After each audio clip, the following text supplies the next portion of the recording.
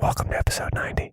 This episode is going to be recorded in stereo.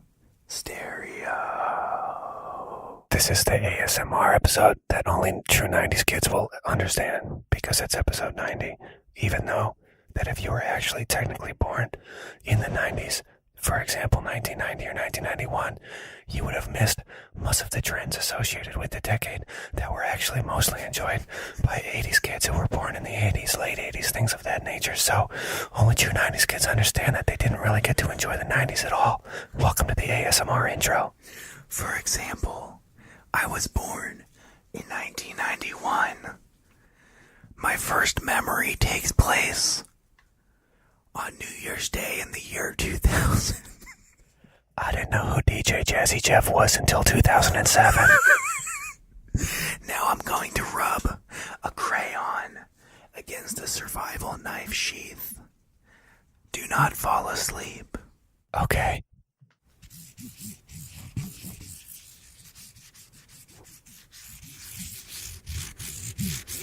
Isn't that nice?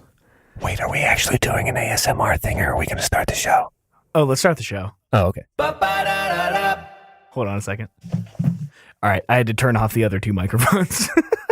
Oh, okay. What's up, man? Oh, dude, just living the dream. For the most part, to be honest. That's not even like sarcastic. Yeah, making money. And that's really all there is to life, am I right? That's no, it. No, I say that with tongue in cheek, but of course, you are achieving the goals that you've set out for yourself, and that is something to be. Your editing work, you make an old man smile with your industrial spirit. You're a titan of industry, sir. Thanks, Pat. Green's your favorite color, dude. Yeah. I almost started whispering to answer you. I was my head's all messed up. Basically, we have done a few personal episodes the past couple weeks as we gear up for our big shift at the century mark. And I think you probably know what that means, I guess. I don't know what it means. What are you talking about? It means we have a huge backlog of mail. And I've put it into a bag, and I figured we might as well read it. Well, also, we have some digital content that came in as well. So Put it in the bag, baby. Put it in the bag. Where can people submit these questions? Oh, my good man. Glad you asked. If you go to www. Which stands for World Wide Web, reminiscentpodcast.com/AMA, which is Ask Me Anything. I guess it should be Ask Us Anything. You can ask us questions. It goes right into a Google Drive that we both see, and we can answer your wonderful questions. Well, that sounds good to me. Yeah. Shall we get started? Well, the thing is, this is easily the most hated content, or easily the most hated segment we've ever done. We do it, but, we always say that, we'll stop reading them when you stop submitting them. Right. Okay. Damn, you brought this on yourselves, everybody. You need to know this. And we'll start at the top, I guess. This is Matt from Vancouver. Asks, are you a hipster? To which I say, who are you talking to? And I wonder if this dip's ever even heard the show before. Who is this? Matt? Some Canadian listener, it would appear. Vancouver, right? Yeah. Huh, he must be new. I've definitely never heard of him before. Mm-hmm. Weird. Mm-hmm. I would say that someone called me Normcore once, and I was upset for like 2 years about it. So you brought that up when you were in town. I know, it's bugged me forever. So I don't think so, but it's hard to say. It's hard to say. So one of Megan's best friends is a fashion or a shoe designer based out of, I guess, Argentina and New York City. And she made us aware of the Normcore trend that happened a few years ago. And it blew my fucking mind, man. I feel like I was watching TBS as a 10-year-old. I mean, like Jerry Seinfeld was the image of Normcore with the faded pants and the white New Balance or something. I guess. Yeah, I don't know. But Pat, what percentage away from Normcore would you say that you are? I don't think that, I don't know. I guess the reason it bugged me because I don't know. I have kept it I don't really know. I didn't know the phrase existed when I first heard it. So I guess the fact that there was a core based around being so in the center of the scale of how one can dress, it kind of was like the antithesis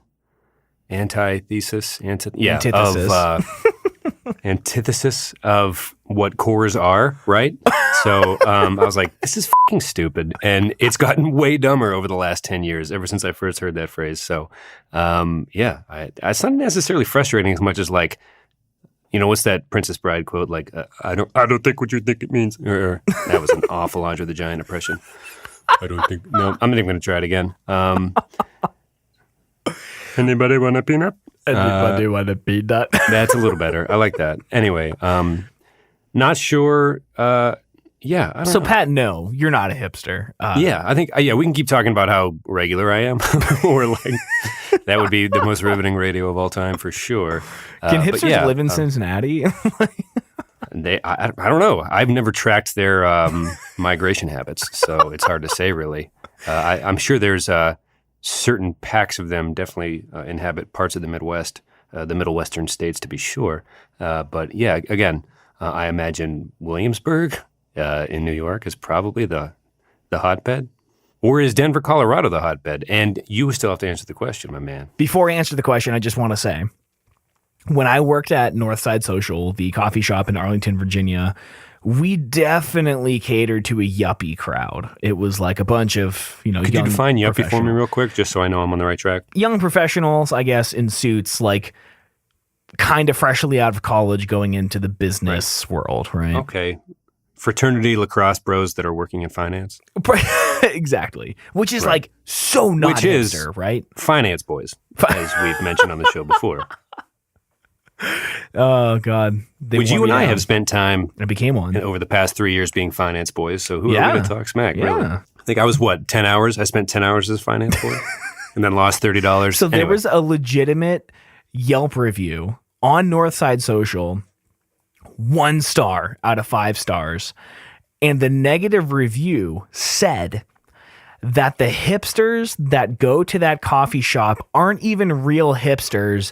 I bet they'd never even been to Williamsburg before. I hate everything. I hate the term Normcore. I hate that Yelp comment. Everything is bad. Everyone go outside, call your mom, go outside, bake a cake. Just stop what you're doing. Everybody stop it. Anyway, so yes or no, Tom, are you? No. No? All right. I'll put that to bed. I'm not going to fight you on that. If you are what you are in your heart, I guess. You're as old as you feel. Nothing matters. Matt, never write the show again. I don't know who you are. Listen to the show before you write, man. It's like, usually it's long-time listener, first-time caller. You're like, I'm an idiot and I'm going to fuck up your day. I'm just going to write and bug you guys. So fuck off and, cry about it, whatever. Go away. Kevin from Boston. California. Sorry, Matt, by the way. Matt's a long-time listener and we love him very much. We thought it'd be fun to ridicule him. Anyway, Kevin from Boston says, California oranges or Texas cactus? Oh. Wait, can you repeat that? California oranges or Texas cactus? Well, what's the functional point of a cactus? You can eat an orange. Do you just look at a cactus and can't even touch it? I think it's from...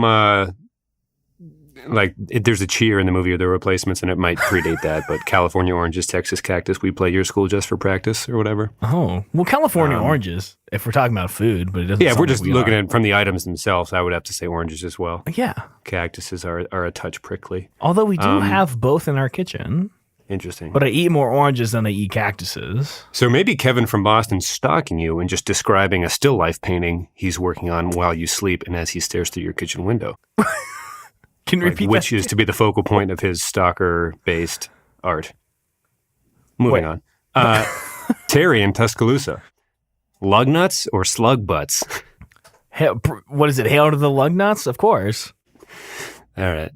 I was hoping to get more of a rise out of that one. This is a ridiculous question. Slug butt? Do we have to take a moment to pause and be like, slugs be proud of your butts? We're not butt shaming here. Or slug shaming. No, not at all. There's a comedian on Twitter, Tim Ross. His catchphrase is, girls be proud of your butts. And I think we can put slugs in there. Be like, hey, do your thing. Shake what your slug mamas gave you. And I'm gonna have to go slug butts on this one. What? Slugs they're a part of our ecosystem. It depends if we're talking about the lug nuts from the Ron Carnage world. Exactly. Or just What the ones that hold. Is there wheels any on other kind of lug nut? I thought that was the whole point here. It's like a thing that keeps your tire on your car. Well, It's like a purposeful item. okay. So lug nuts in the Ron Carnage. I don't know. It depends atmosphere. if Terry in Tuscaloosa has listened to the. Again, people need to either listen to the show or I don't know. We're having some problems here, and it begins with Matt. It always starts there. He's a problematic boy. Let's just move along. The rhyming questions have not sparked Tom to giggle as much this week as they usually do. I thought for sure lug nuts or slug butts was going to make him lose it. I was wrong. It drove us both into a state of deep confusion, and that's on me. That's on me. I'll take it in, and we'll try to get better from here. Samuel in Texas says this. Should I watch Evil Genius on Netflix or 30 Minutes or Less, the comedy starring Aziz Ansari and Jesse Eisenberg? Actually, Both based off of the pizza bombing that took place in Erie, Pennsylvania in the early 2000s. wait, they both are? I think 30 Minutes or Less is loosely based on the concept. There was a big uproar about it before the movie came out, I believe. Oh, I didn't know that. Yeah, well, I mean, like, there's a bomb strapped to him and he has to deliver a pizza. That's okay. about the only parallels. But there was a bit of a protest in the Erie community about that. I was kind of bummed out with the way Evil Genius wrapped up, but it's not the fault of the documentary. It's just like there was no conclusion, which I think sucks. A guy at work was saying that. He's like, what the hell? I'm like, that's what makes it great. Everybody died and they don't know. And also, there's been some heat around Aziz Ansari and also Louis C.K. have been playing some like small club venues, and people are like, is it okay that they're trying to reclaim their career? Is it okay to lump Aziz and Louis C.K. together with their transgressions? Man, I don't want to answer that one. I didn't mention anything about that. And you did, and you brought that on yourself. I'm going to go ahead and move on to the next question. I don't know if Aziz has done any club gigs. I know Louis has done some this week. I believe Michael Che's Snapchat story was seen by a lot of people. I think a tweet from Michael Ian Black didn't go over very well, but definitely a big talker this week, and that's This Week in the News on the Reminiscent podcast. Moving along. Mary in Arizona. Is Seattle the answer? Well, I assume she would be talking about like to move somewhere. I don't know. Mary's pretty mystical, it seems like. She's a big fan of the show, longtime listener, unlike Matt. And apparently Terry in Tuscaloosa. Terry in Tuscaloosa, he's looking for trouble. He's not slug butts. What are you getting into, Terry?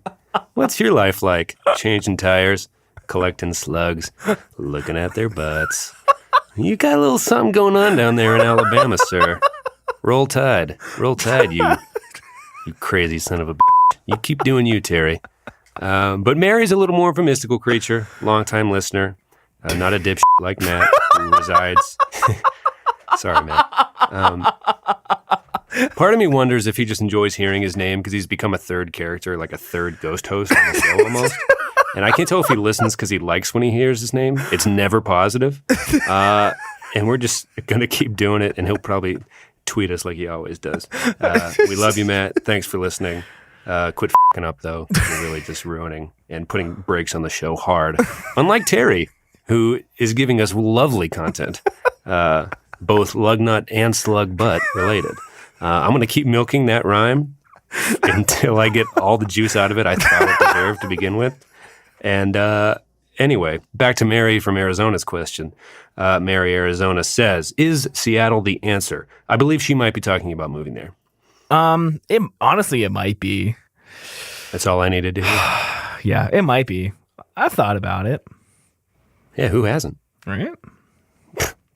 I've seen Frasier. You think I'm some kind of f***ing idiot?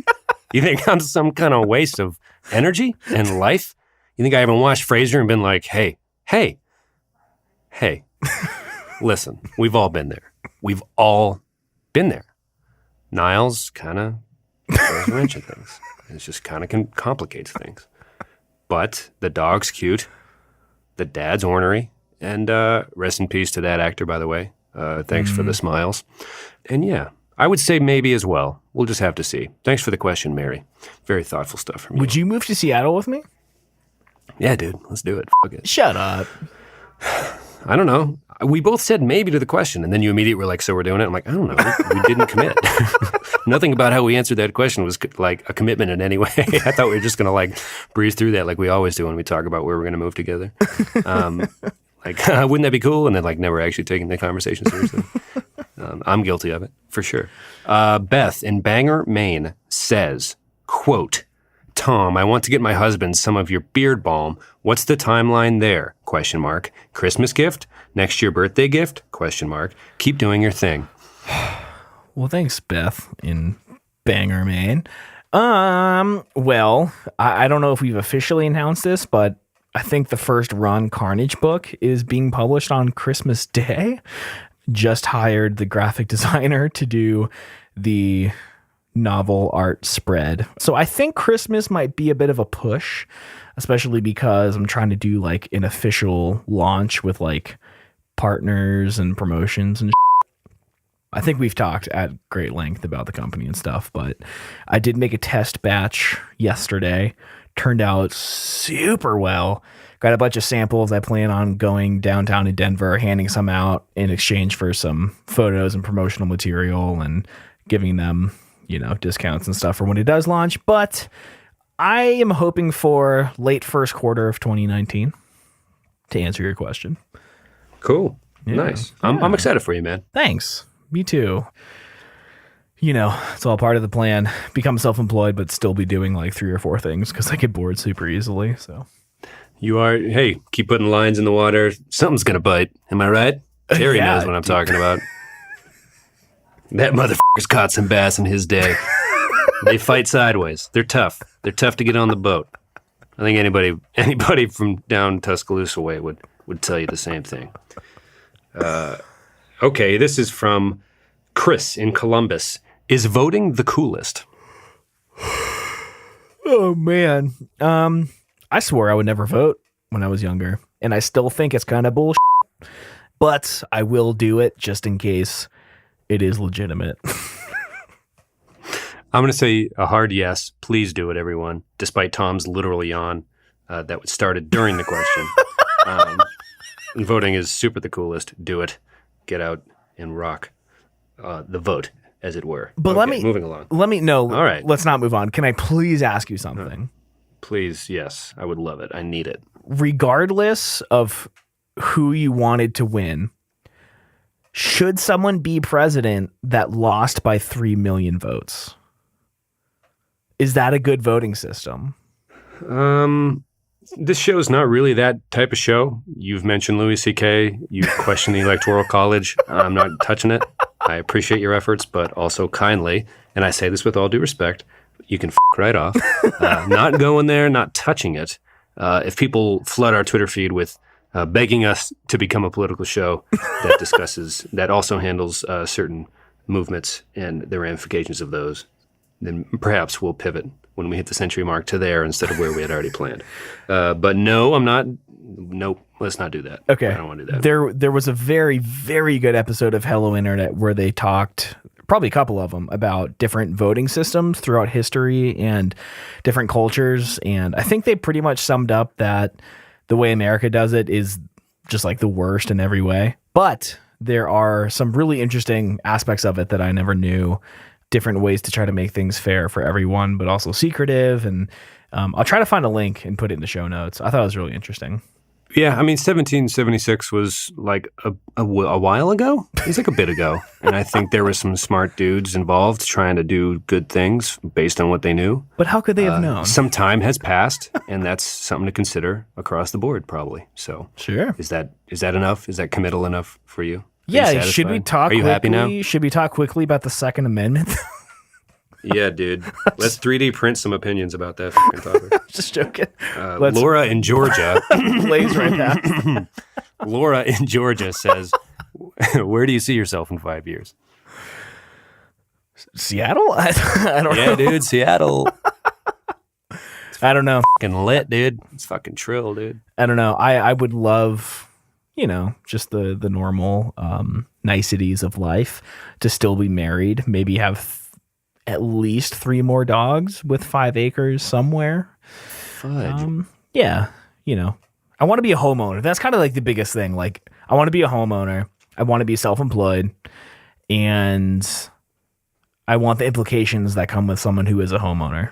Like, you can afford a home, right? Like, there's financial implications in there too. I think that's securely in the realm of what many define the American dream to be. So Sure. I'm rooting for you, bud. But like, I want to be in the mountains, kind of. What about you? What about you in 5 years? Podcast producer of the year? Oh, that's a good question. I don't know. In 5 years, I might have a kid in 5 years. If I'm being I honest. might too. Oh my God. So I'll probably a dog as well. Ooh. I don't know about a house, maybe. I don't know. I assume this show will still be happening. I would love that, Pat.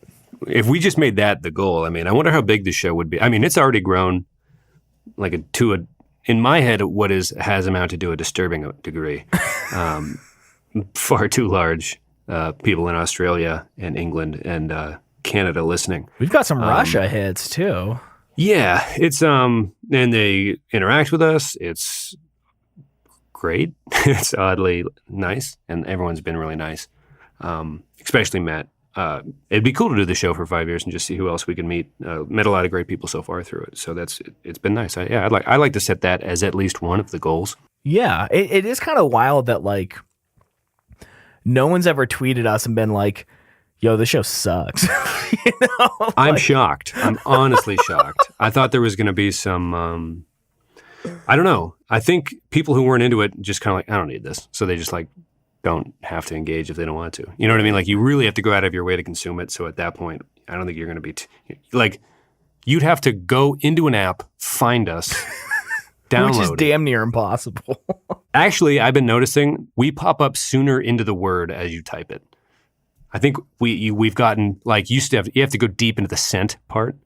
Right, but now now we're like it's Remy, reminiscent. and it comes up. And now we're like, we're working our way through that word. My goal in 5 years is to be, when you hit R, maybe REM, it'll come up with a bunch of RE, like it'll come up with that Scott Aukerman podcast, Are You Talking REM Remy? And then it'll be us. I think those will be, hopefully that's my goal, is to have those be the two that search after you type the M in the word. That'd be cool. But anyway, yes, that'd be nice. And yeah, happy. Maybe we'll be in Seattle. Who knows? That'll be nice. We're going to Vancouver. Maybe Jesse will fall in love with Cascadia. Or what I'll go to Vancouver. What do they call it up there? Oh, dude, I just got an email about $238 round trip tickets from Denver to Vancouver. And the dates that you're going to be there for your honeymoon were available. Should we hang You're out? going to come with, dude? Man, How I mean, pissed no, would Jesse but be? it should be like, no, yeah, please don't. But it would be really fun. I wish we would do vacations like that weren't based. It's kind of like that family thing where you come up with reasons to hang out after so long. If you go through like a decade where most of the hangouts have been weddings and funerals, you're like, this is fucking, we should do better than this, right, guys? When you get like a reunion together. We should do that, but with friends. And, we'll keep that on the list of things for our 5-year window. Thanks for the question, Laura. But not on your Randall honeymoon. on 3rd Street, didn't type the city incorrectly there, says, straight up now, tell me, do you really want to love me forever? Also, sub-question, who was your favorite original American Idol judge / and or contestant? Randall, I straight up will love you forever. I'm sure. It's very nice of you. Sure, you're a great guy. I'm banking on that heavily. So I watched a lot of American He's no Idol. Terry from Tuscaloosa. I can say that with confidence. Nothing against you, Randall, but I think we all, it's on the wall, it's on the ceiling, or whatever the the saying is. But yeah, Terry's just, he's good people. He's good people. The worst phrase. I did watch a lot of American Idol as a younger child. I called in to vote. I mean, I probably watched maybe 5 seasons in a row religiously. The year that Catherine McPhee was there was a big year. There were 2 hot girls that made it into the final 10, and me being 12, that was very important, right? And there was some controversy about a wardrobe malfunction that, again, I'm 12. Really? I must have been gone by that point. Lived for that, right? I don't remember that. I remember it getting wishy-washy for me after post-William hung. But I will say this. I will say my favorite contestant of all time was Justin Guarini. I was very into whether he and Kelly Clarkson had crushes on each other. Okay. And I didn't see the movie, though I really want to. I would always see it at Eagle Video, which was Giant Eagle's old, now defunct video rental service. Oh, God. That's amazing. And a little nugget that'll brighten your day, or it made my year, is that he's the new Lil Sweet in the Dr. Pepper commercials. Justin Guarini is Lil Sweet in the Dr. Pepper commercials. I have no idea what you're talking about. It's the sweet one. He like shows up in like suburban mom's washers and stuff on like ponies and race cars. He's like this 80s metal glam rocker. And he's just like, ooh, I'm Lil Sweet. It's the sweet one. And he just like pushes Dr. Pepper on people by sneaking into their homes because he's a little guy, like 4 inches tall in these commercials. And he just rides away into like the crevices of the house like a mouse. It's very obscure, but the fact that it's him is great.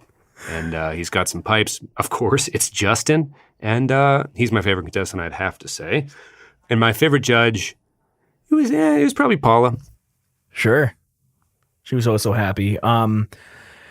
Credit to Simon, because he kind of like revolutionized. I don't know, there's been so many Simons on so many panels since that show dropped, right? So like, respect every show too, copies their formula. Even like the girl in the middle, the straight faced dude on the left. Yeah, it's just like, come on. Yeah. I definitely think Randy, because there's times when I think it in my head, it's a no for me, dog. It's just not happening for me, dog. It didn't wow me. Like he was always, it didn't wow me. But just it's gonna be a no for me, dog. Yeah. I have that thought all the time. But favorite contestant. God, there were some very, very good ones. There was a guy, I don't remember his name. He had like salt and pepper hair. He was good. Also, Chris Daughtry, right? You gotta respect the rockers. They never be careful won. what you wish for, Tom, because you just might get it all. That album and then rips. some you don't want. Yes. 7th grade me was so dumbly into those songs when they were on the radio the summer after he left the show. Just like, oh, damn, this Dutchy guy rocks. Garden State had just come out. I'm like, I'm feeling a lot of shit right now. Emotions, hormones. I am all over the place, man. I do remember. Eventually, this will become a normcore person, whatever the fuck that means. I do remember downloading on Kazaa the episode where Kelly Clarkson wins and then she sings A Moment Like This or whatever. And dude, just that was, and then she came out with Miss Independent. I was like, I was at Sarah Weissmuller's birthday party. And that was on the mix CD. Yeah, dude. It went from Moment Like This to Miss Independent. I was like, this is what is even happening right now. Yeah, no, that's a good thing. That's a good song. Also, she had... Actually, is Kelly Clarkson the ultimate American Idol? I don't know. Like, has anybody topped that? I guess Carrie Underwood's probably put up some big numbers in the country world. Yeah. But anyway. Well, she also had Since You've Been Gone. Yeah. And Behind These Hazel Eyes. That album was that had definite radio play, a lot of power behind that. Not too cool to admit, I jammed the hell out to most of those tunes. She's had some bangers through the years. And then A Day to Remember did that sick cover of Since You've Been Gone. Oh, so good. Yeah. Some people probably feel that way, for sure. For sure, dude. No doubt. Dude, I so feel that. Okay, sorry. Moving on. Thanks, Randall. Wait, no. Who's your favorite? Oh, yeah. Wait, yeah. So you're saying Kelly Clarkson? No. Chris Daughtry. Daughtry. Oh, okay. Yeah. Careful what you wish for. Damn it. I know, like, it's like sometimes songs come on, you're like, you get pretty deep into singing along with it, and then you realize you're like, oh, this is taking up such a shocking amount of brain space. You like work hard to like learn Shin's lyrics and listen to Deep Cut Smith's songs after singing 500 Days of Summer. It's like, I can be cool. And then Daughtry comes on the radio and you like get 3/4 of the way through it. You're like, God damn it. Like you're alone and the cred's gone. You just know it. You feel it. Can I just say I would never learn a Smith song? I don't care. Fair enough. Arthur in Anchorage. says, actually, you know what? I will say this. What's the one? Big Mouth Strikes Again. I like that song. Arthur in Anchorage asks quite simply, if not now, when? Which might be the best mailbag question we've gotten. Now, granted, lug nuts or slug butts makes my personal top 5. But thanks, Arthur. I really love that. If not now, when? What better place than here? What better time than now? Oh, yeah. Tony Hawk Pro Skater 2, baby. It was a fantastic soundtrack of all time. That was only true 90 kids will understand that they enjoyed the hell out of the 2004 video game landscape.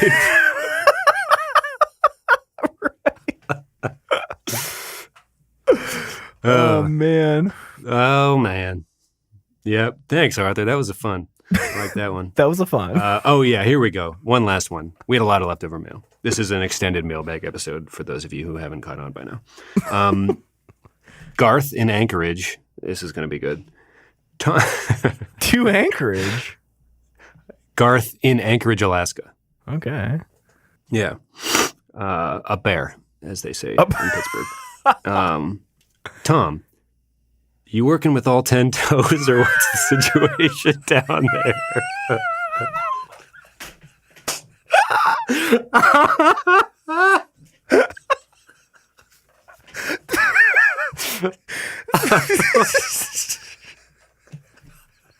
I knew I wasn't going to be able to read it.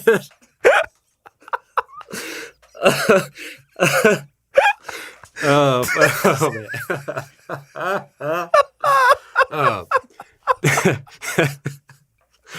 Tom, you working with all 10 toes? What's the situation down there?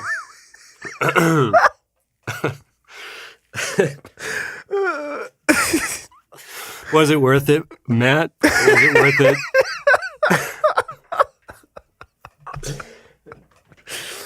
33 minutes and 46 seconds later. Was it worth it, everybody? Was it worth it? Oh, God. I'm so sorry. Oh, man.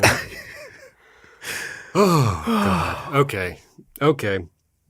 I think we have a quick word. I think that's most of it for the episode. We're gonna touch base with our friends up north. But real quick, a picture of my feet in the show notes. That's right. For you, Garth. Oh, God. But if we don't have anything else, I think our friends from Canada just have a quick word, and then it'll probably end after that, right? Oh, yeah. Well, who knows? We'll see. We'll see what's up. Well, how's it going? How you doing? Me? Yeah. It's our show. We can do that real quick. Let's try to get it to 45 at least, 48. You heard it here first, folks. We're going to stretch. But first, a word from our friends up north. All right. I've been a bit mental, right? I'm sitting here thinking about, I'm going to make me old records, right? I'm like, are you mental, bruv? Are you absolutely, what in the name of Master Winnipeg himself would say if he saw you burying this record in the back of the crate? I mean, honestly, are you out your bloody f***ing mind? We're talking about the Weakerthans, right? Record came out. It's called Reconstruction. Sorry, came out in 2003. I've just recently fell back in love with the record. This is an appreciation segment from your boys here over at O Canada, the most Canadian show out there, folks. But yeah, the Weakerthans Reconstruction Site 2003, one of the best rock and roll records I've ever heard. Got into them after watching the American classic cinematic masterpiece Wedding Crashers. Their song Aside off of Left and Leaving was rolled when the credits hit, baby, yeah. And then I went back through the catalog. Reconstruction Site, Plea from a Cat Named Virtue. Doesn't get much better than that, baby. Doesn't get much better than that. Really groovy, really great, rock and roll. This is for you, Weakerthans. From Canada to you, we hate Winnipeg too, baby. We hate Winnipeg too. If you don't like them, you're bloody f***ing mental. Oi! This has been yeah. There you go. Those guys do good work up there. It's yeah. I heard it's supposed to be a pretty colder than normal winter this year. I hope our friends up north can handle it. I myself just bought a new jacket, so I'm ready. Yeah. Hey. Yeah. That's good stuff. Well, Pat. I was going to say, if this was a TV show or like a Wayne's World movie, there would be a graphic flashing right now, like, this is the part where they stretch.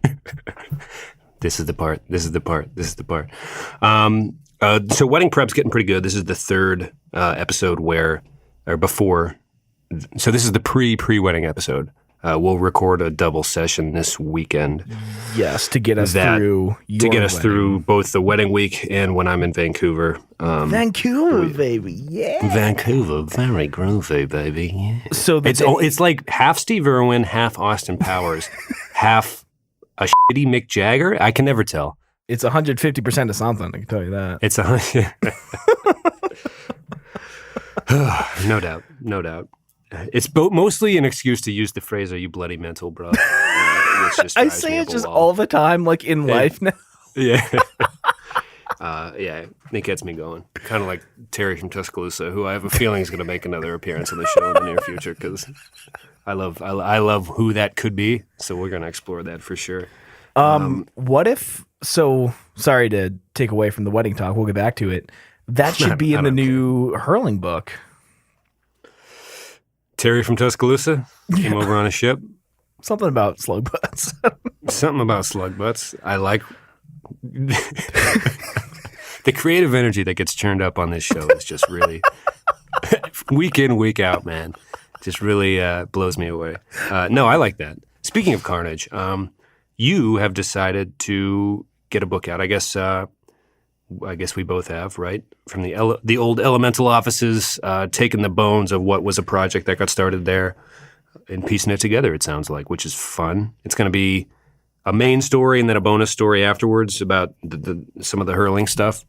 Yeah, so it seems like there's going to be like the one main novella, right, which is Ron Carnage, the Thinker Boy, and then, I mean, essentially... Which, for those who don't know, started as an episode we did here where we were trying to think of what our fictional characters would be, not for any specific game, but Tom said Don Carnage, and that was like the best, most hardcore name I've ever heard, just improvised.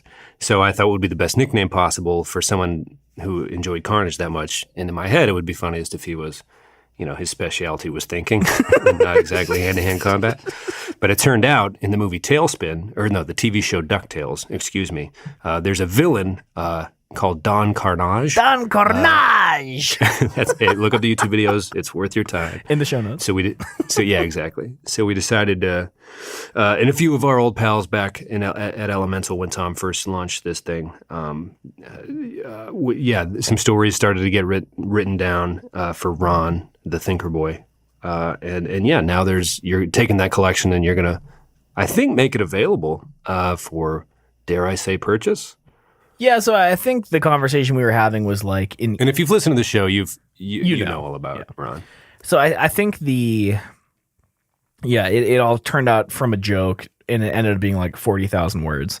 And it's going to be an ebook, but we're also offering a physical version because Amazon offers this like print to order thing so that we don't have to order like 1,000 and probably not sell many.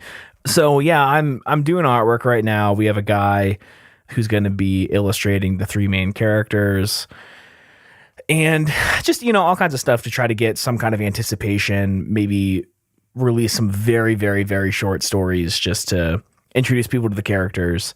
And then, there's the one main novella. And then we just kind of thought that opened like this whole universe where we can just create an unlimited amount of stories, just churn out, 1,000 short story words a year and just kind of crank them out for fun. And like, maybe it'll catch on, maybe it won't, but like, just kind of explore the universe, see what fun we can have with it. And just, I don't know. Just, I think the main reason it sounds like we wanted to put it out is because it ended up being close to 50,000 words. Which is like the first Harry Potter. It might get edited down to like 40. But there's just a ton of crap that came from us giggling on a Tuesday, like in February, something like that. Yeah. So pretty fun. I think we sent some of it off to Matt to get some feedback, which he has not done because he's a fucking sack of shit. Fucking dipshit. But, oh my God. We've never actually called him a dipshit before. I feel really bad about that because he made a Spotify playlist for us. And again, I know it's all in good fun, but also at a certain point, is it ever hurtful? So I don't know. Yeah, I don't know. Him. But also not. I don't know. I hope you enjoy this, Matt. I have no idea. All I see are your tweets. I never get to like talk to you on the phone and everything. I don't even know what your voice sounds like. Well, What if Matt's catfishing us? what if he's actually like a really hot girl and he's pretending to just be this software developer from Canada? What's that Onion headline? Like every girl you've ever found attractive is thinking about you right now and they're curious if you're single or whatever. It's like one of their classics. Anyway. But no, he said, he tweeted saying that he had a dream that he was on O Canada. And I said, yo, let me hear your voice, man. I'll put it on the podcast. Yeah, really, no doubt. He's an unofficial third host, I think, by any means. Yeah. He reaches out to us on Twitter all the time. If you're new to the show, you can do the same. The handle is @_reminiscent FM. Indeed it is. And we can insult you endlessly on the show, too. Exactly. This is the first time we've gone after Matt hard, but he has been present in our day-to-day goings-on as he chimes in and helps us out, which has been lovely to interact with a fine Canadian man. And yeah, maybe we'll get some pre-sale stuff ramped up. I don't know much about the Amazon thing we're going to enter into, but it's interesting for sure. So let us know. I mean, I would love to sell 100,000 copies, but like with this show, if we, sell a few dozen, yeah, I would be blown away for sure. I mean, I'll literally buy 10 copies of the book just because I want them, and 2 is 1 and 1 is none, so 10 is 9, and 9 it is depends 8, whether or not they're in the bush. If you really 7, want to lead 7 is 6, 6 is 5, mm-hmm. so on and so forth. Checks out to me. Yeah. But so that's what we've got going on. We'll talk more about wedding stuff later. I think, again, Saturday we're going to have a little marathon recording session and get some fresh content out for you. Tom and I always want to take some of the bits from the Buster Baxter episode and attach them onto the first 15 minutes to 20 minutes of or 40 minutes, I should say, of the Desert Island episode. Because lots of other podcasts recycle content when they go on vacation. Tom's too hard of a worker for that, which is not a drag on him. It's a very admirable quality for sure. So here we are, sweating in our bedrooms, getting it going. Yeah. Laughing about jokes regarding Tom's feet. Just staying true to the craft, man. staying on course for the mission. So we hope you enjoy it. When this episode goes out in 2 days, it will be 8 days from your wedding. It'll be a week until we are together again in the lovely state of Arkansas. Yeah. I didn't mean to laugh there. I don't know anything about the state. But, hey, I hope everyone enjoys themselves. I'm setting the bar right there. I'm so hyped, man. My lovely fiance is from Oklahoma, technically. She's a Sooner, where she went to college. Fort Smith, the biggest city near where she grew up, is technically across the river over the border into Arkansas, barely by like a few hundred yards. So that's where the wedding's going to be. But yeah, that's we'll touch a lot more on all that. Yes. Later next week with your last episode as an unmarried man. Yeah, for sure. No doubt. Yup. All right, man. Well, that was a great mailbag. We have new content for the books. That's right. And pictures of my feet in the show I'm notes. really upset that you didn't laugh immediately when you heard slug butts as the rhyme to lug nuts. I am so hurt by that. Honestly, I worked so dumbly hard on the mailbag this week, and I was like pointing out where I thought the laughs were going to come. And with just the radio silence after slug butts, I was like, it crushed me. Anyway. I'll work harder next time. I came around. Yeah, well, I definitely had to work back around to Terry in his good-natured way of life. Anyway, goodbye, everybody. Tom, I love you deeply as a friend and in other ways, too.